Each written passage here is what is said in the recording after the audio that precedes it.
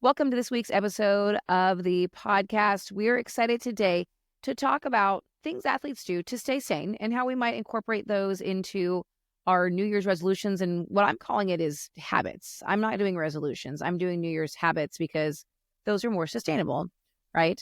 And habits get us where we want to be in our goals. So much for me lecturing you on those things. But let's move in and talk a little bit about what athletes are doing to stay sane. And to join me to talk about this is my co-founder, co-host, super favorite human, Scott. Scott, welcome to the podcast. Thank you for having me on. We're here to start the new year, give some insight into how athletes keep their bodies going and their brains going and set you up for success with habits and not resolutions. Because the Quitter's Day is the second Friday of January.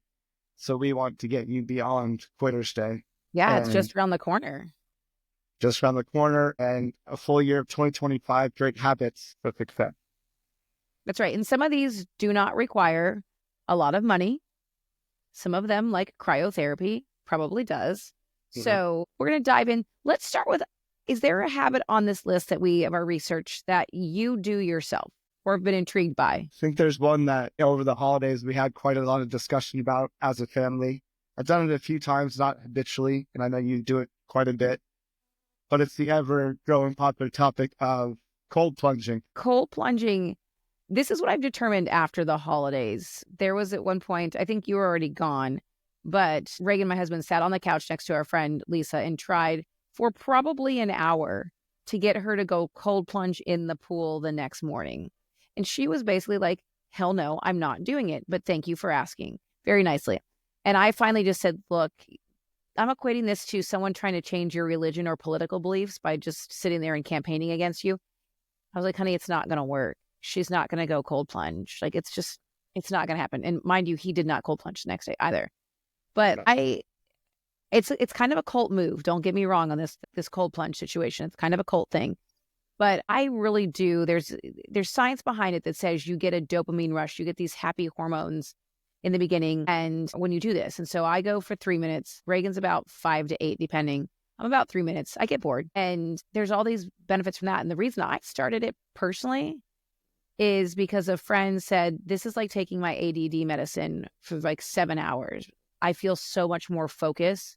And I was like, sign me up. Forget the rest of it. Sign me up for that.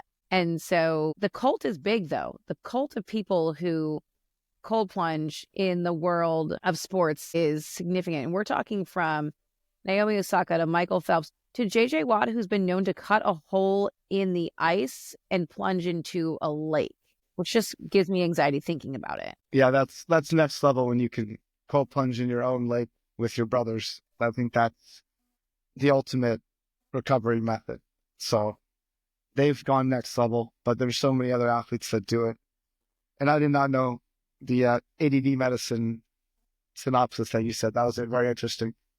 That's to me, like I said, I know there's all these anti-inflammatory properties that can happen, but there's really not a ton of proof of all of this. You read the research and it's kind of like, well, it might help decrease swelling and manage pain, might this, might that, it's to each his own. And hence why it's kind of like a cult. I feel like it's like people getting married. Like, you have to get married. You have to do this. It's like a cult. Mm-hmm. That's my joke, because it feels that way. At least when you're not married, it's like, oh my gosh, back off. And the people who did are very passionate about it, as we've seen over the holidays. We've done it, and we do it. Sometimes we'll do it at home in our pool, but we do it at the gym typically. I feel like it's not something. Depending where you live, you can do it in your pool for most of the year. Yeah, and I also feel like it's something you should do with others around. I'm just not totally secure in the fact that there's not going to be some like heart incident that I need someone around for, just in case. Yeah, don't cold plunge in a frozen lake by yourself. No, seems like a bad idea. Yeah. But it's been interesting to see that, I was reading one of these trainers for the Warriors, and he likes cold therapy in the preseason to adapt to the stresses of demands on the body, getting ready for the long season. But then he said older players going through a long season, they do it to decrease swelling and manage pain throughout the season. Kind of an interesting one to, I don't know, there's been so many movies with guys coming off the football field and getting those big metal tubs of ice. Yeah. And this is essentially just a modified version with a $4,000 bathtub. There you go. And going down our list, we have some things we've obviously talked about, but cryotherapy, obviously extreme cold to help reduce inflammation, float tank, which you've done that before, a float tank. Haven't you done that before? And have or a sensory deprivation tank, whatever you want to call it. Similar in recovery. I know a lot of teams have done it. I think the Warriors really embraced it. A few years ago, they had them in their facility. That's kind of where I learned about it. Steph was doing it back in the day when they were, winning championships. Honestly, it's just kind of nice to get away from your phone and reality and just sit there in the dark. So does it feel like you're just floating in space? Basically, yeah, you're in the salt water, just floating. Although it is uncomfortable if you get the salt water in your eye or your mouth and you're stuck in the tank kind of by yourself. Is it a closed top? The one they do, yes. There's like little hats you can get in and out. That sounds claustrophobic. It is a little claustrophobic at first, but then you kind of just relax and just embrace it for the time you're in there. I guess that's true. We've got some weird ones on this list too. Maybe you could talk to me about the weird ones. Well, I was very passionate about one that I've not done yet, but it's not necessarily for your body, but for your brain. We have a lot of athletes we're seeing nowadays starting to play chess. And while some of the like cold plunge is physical, this is mental, rather than just, sitting there scrolling on your phone or tweeting or typing text messages out. These guys are in there playing chess on apps in person. We saw reigning rookie there, Victor Wembanyama, a few weeks ago, tweet out his location in New York to go play chess against people on his off day. And there's a lot of NBA players who embrace it. They have a chess club with players like Luka NBA chess Doncic, club. Okay. Giannis Antetokounmpo, and quite a few others that are really embracing the chess life. We all went through the Wordle phase. I'm still in the Wordle phase. It's kind of a nice wind down, but that's what I at least valued. But that gets you out of your headspace, right? It gives you a distraction that gets you out of your headspace. And maybe that for them is that opportunity to continue to be a competitor, but not on a physical level, which is maybe what they do when they're in their ice bath. They're playing on the chess app. There you go. That's the way to survive a 10-minute ice bath, is get on the chess app and play. Mm-hmm. I'm not necessarily smart enough to play Wordle. I get frustrated, so this might be a better opportunity to enhance my brain without getting super upset. I've wanted to learn how to play chess. I feel like there's probably a master class that I could go take from like the, leading chess person, because I think that would just be interesting to have that skill set. And I guess, if you could play it on an app, why not? And do it wherever you're at. At a concert, in an ice bath, anywhere. But it's so interesting that, why not work your brain? And I love that they have a chess club. Forget book club. Book club, yeah, that's a lot of work. Not a lot of results. So chess club, I think you can get competitive with it, play with some friends. So I think that's something I'm going to work on throughout the year as a habit, not a resolution. I like this. Maybe we should check back in halfway through, see how our chess game's going next time we get together. And last night's game, chess club. Yeah, I love this. Now, do you see, we've kind of already talked about, we're in the NBA, we've talked about cold plunging, and I'm going to bring those two together with LeBron, who just turned 40, and he has been killing it this season. It's been interesting to watch how he, I think, to me, is the epitome of how you should treat your physical body. He loves a glass of wine. Like, he doesn't deprive himself, right? Loves a glass of wine. Is he also the one who, when they go in the playoffs, he goes dark on social, right? Typically, yes. Typically. He has in the past. So I think LeBron he's in his 20th season. He's 40. He just turned 40. So he was kind of on the forefront of all these activities outside of basketball that can keep his longevity going and keep his body right and allow him to play for so long enough to sometimes play with his son. Right. So I was going to say, side note on that, his son, Bronny, did play in the beginning of the season for the Lakers, has been since moved down to the G League, which is their development league, which is probably a great spot for him since he didn't really play a lot in college. So side note on that. But back to LeBron, if you follow him on Instagram or TikTok, to watch some of the training he does, some of the things he does, I'm like, I couldn't do that if someone held me in place. The different things he does on exercise. It's just phenomenal to look at how he has maximized recovery option. And I've talked a lot about this with friends when it comes to New Year's habits. Mhm. And for me, recovery has got to be part of the deal. We're in a, we all push ourselves and try to do 6-7 days a week of hard work, of movement. And that's not what we need. We need to recover. And if there's any sign of why that needs to happen, LeBron is it. Yeah, and none of us are getting younger, are we?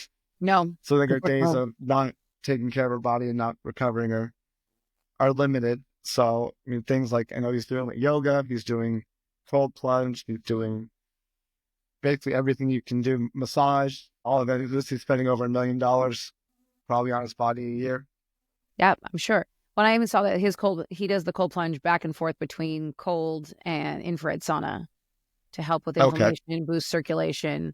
So it's cool to see that he's setting that forefront. And as the old guy on the block, really, I mean, he's the guy who's really taking it to scale. I think Tom Brady probably did a great job at that as well. Tom and LeBron, I think, were the two that really kind of set the tone for taking care of your body. Tom obviously played till 45, Mm-hmm. and he's in better shape than he ever was. And his diet's unrealistic. I think it's not setting you up for success for a habit. Yeah, it would be So hard. we won't talk about that. But I want to ask, you mentioned the infrared sauna. Have you tried the combo of Yes, cold plunge to sauna? I have. We do that at the gym sometimes. We'll do the cold plunge. So see, the way I do the cold plunge though is I do it before we work out. So I've seen the numbers the trainer we work out with suggests doing a cold plunge first. Then essentially like your muscles don't know they're cold and they're working. Yeah. They know they're cold. They don't know they're working hard, if that makes sense.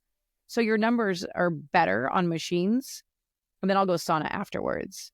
So I Okay. typically have that interval where it's not quite hot, cold. But I find like I like that, and I like a good sauna but the sauna we go to is an infrared. So it has a light therapy. It's the hot, dry sauna too. So you're basically sitting in the desert underneath a light, which I'm sure one day will not be good for me. But I guess red light technology was designed by NASA. So I guess it can't be that Yeah. bad. And if LeBron does it, If you do LeBron, it. but he drinks wine, Yes. he saunas. Maybe if you could sauna so you won't get all the hangover crap from drinking wine. True. Very But true. so let's talk a little bit about drinking wine. So obviously that's what he chooses to do. Was it Amari Stoudemire who used to take baths in wine? He did for the antioxidants. Absolutely. So we've seen this, but the big trend right now, obviously, is not alcohol, right? We're seeing alcohol consumption in the U.S. has dropped to its lowest level since 2002. I was looking at some numbers around dry January. Last year, observed alcohol sales at 3 major U.S. liquor chains plunged 52% in the first week of January last year. So you look at, and granted, that's the first week. Yeah. So once again, getting over Quitter's Day, which will be the 10th this year, getting over that hump. I don't know what it looks like at the end, but do you do dry January? Some. You do moderation January. I do dry January minus playoff games, typically. I just do moderation year. It seems to be a lot easier than cutting something out, because then that's all you want to do is have a cocktail. Yeah. I mean, we've seen there's so many new options with like non-alcoholic beverages and drinks that, they do make it a little bit easier. You don't have to go to a bar and just sit there and not have anything in your hand. You can have, what is the Athletic Brewing Company that's backed by a lot of athletes, like we spoke about JJ Watt earlier. So at least you can have a can that looks like a beer and not seem like an outsider while out, which is a nice option. Oh, absolutely. Because I used to just drink like a sparkling water with lime, and it at least looked like something. And then, and avoid the awkward questions from people. Right? Yeah, absolutely. That's true, especially as a woman. Let's talk a little bit about, I'm going to kind of take us on a left-hand turn. I mean, sleep is obvious in all the things that we read. Sleep is the best thing for recovery, period. And guys like Usain Bolt sleep 8 to 10 hours a night and takes a nap, which sounds incredible. Tom Brady's been known to fall asleep, and he actually fell asleep in front of his locker pregame for a Super Bowl, which, like, how relaxed are you that you could fall asleep? But that's when you know you're better than everyone else on the field. When you can just take a nap before the most hyped up thing of your career. Talk to us a little bit about, we have a do not try this at home category. I feel like I would probably put the taking a bath in red wine in that category. Do you have anything else in that category? I would say cold plunging in a A lake would be one of those. Yep, probably so. I'm trying to think what else could possibly be in there. I mean, cold plunging by yourself for sure. Yep. What about peeing on your hands? Like Jorge Posada and Moises Alou, two old school baseball players, who that was sort of their jam, was to pee on their hands to get ready for them. I'm assuming maybe they toughen them up. I'm not really sure. I suppose how much water you drank that day impacts that. I don't know. I mean, you can certainly pee on your hands. I don't know that anyone listening to this podcast uses their hands as much as those gentlemen did. Catching 100-mile-an-hour fastballs from professional pitchers. So I don't know that anyone will require that, but it could help maybe typing. From time to time, my hands start typing, so maybe I need to toughen up with your... Maybe we just need to get you those little hand squeezer things, I feel like those are like a 90s thing. Or just pee. Or just pee on your hands. I mean, most people don't do that on purpose, so there's that. We can report back on that halfway through the week. I think we'll tackle that chess habit first, Mm-hmm. and then we'll go from there. How does that sound? Yeah. Once we become the best chess players in the world, we'll then adopt this habit. Perfect. Before we sign off, is there any other habits, things you want to talk about when it comes to athletes and how they stay sane? Let's see. I think maybe one that LeBron, I don't know if he's still associated with the Calm app, which I utilize quite a bit. Mm-hmm. It's nice to have. There's so many different options on there, from different like stories at night to anxiety to sleep to, there's so many different options on the Calm app. This is an unpaid spokesperson pitch, but I think it's a wonderful thing to have. Yeah. I mean, you look at the level of anxiety and stress that comes with, watching some of these college football games, and you're watching these kids who are 18, 19, 20 years old carry the weight of a team in a crowd of 50,000, everything else on top of it, the stress that goes into that. So being able to wind down somehow is extreme, right? I'm thinking of the Arizona State game. We had Cam Scatabo throwing up in the sideline in the fourth quarter. We actually saw that when we went to the Holiday Bowl, Syracuse and Washington State, right before the game started. There was a guy throwing up in a trash can. It could be because he went out last night. Totally possible. But I'm imagining in Cam Scatabo's case, that was not it. It was just stress. So being able to wind down, and I know that LeBron used to do, I don't know, like I said, I don't use the Calm app, but used to do stories and different things that you could fall asleep to. I've already talked about here before that the Snoop Dogg affirmations from kids, you're looking at how they're helping regular humans like you and I, or children, get their head in the right space and learn how to deal with that versus just totally losing their shit. And breathwork is what I meant to bring up earlier. Okay. They have that on there as well. A lot of athletes do breathwork with the cold plunge and things like that. So I recommend it, or something like that. Yeah, that's great. No, I try to teach my students that too. And I do that when I speak, is like, you just have to, your breath work is really important to just calm everything down and set you up for success. Well, hopefully you as a listener have taken away something cool you can add into your routine. If you cold plunge, I really want to see it.